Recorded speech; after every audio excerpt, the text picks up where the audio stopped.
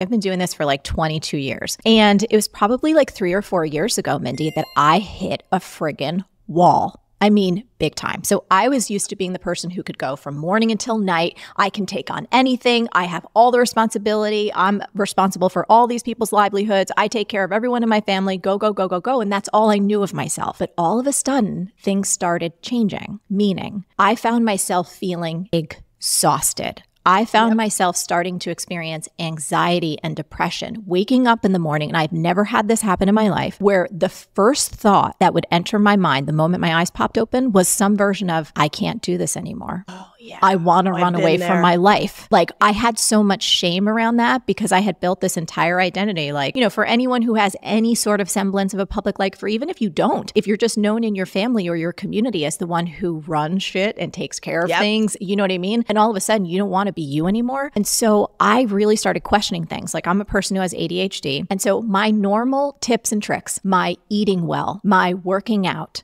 my meditation, my journaling, all of the things that we're told that we're supposed to do that would help anxiety, depression, exhaustion, none of those were working. And so they're more to-dos. They're more to-dos. Correct. And so I started really feeling broken. I started feeling panicked. I started feeling like I was like, where did I go? What is wrong with me? I can't keep up anymore. I don't have my passion. I don't have my energy. I'm cranky. I'm miserable. Like, who am I? And it felt, honestly, Mindy, there was so much shame because I felt like I couldn't talk to anyone about it. I don't know if you've ever experienced that, but I felt like I was trying to keep up this facade, but inside I was crumbling. I want women, one of my missions in life is for women to feel heard. And what I want to acknowledge is that many of the women listening to this podcast have been there.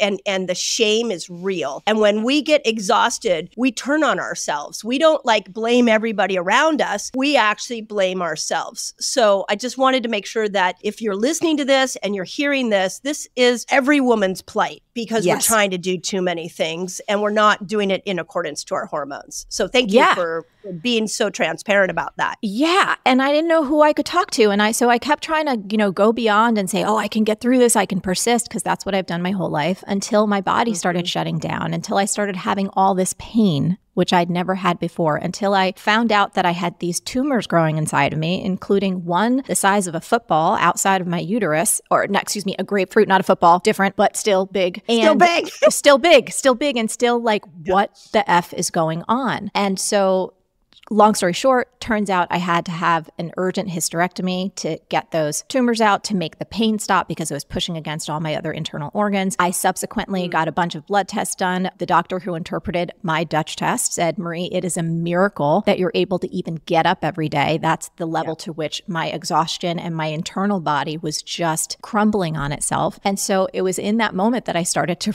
it was actually after my recovery from my hysterectomy, where I had 6 weeks off, which I have never taken in my life. Ironically, I had started working on a quote unquote time management and productivity program because my entire life I've been obsessed with how to squeeze the most juice out of life, how to get the most done, but also still be joyful, right? I'm a very fun and playful person. So I started this project. And then when everything crumbled around me, and including my own mental and physical health, I was like, oh, I need to heal myself. I started to really recognize how punishing I was to me and what a dysfunctional relationship I had with time. And I was suspect. I was like, I don't know if this is just me. So I wound up actually sending an email to my audience, and it was all about, hey, I'm going through something. Anyone else relate? Mindy, within like 3 days, we had, I think, over 7,000 responses. Wow. And it wasn't just like one word responses. I mean like mini novellas. And the pain that my audience was experiencing, many of them 30s, 40s, 50s, 60s, going through the same kind of things, I said, I need to help. I need to create something. I need to understand all of the science, all of the behavioral research, the neuroscience, the neurobiology,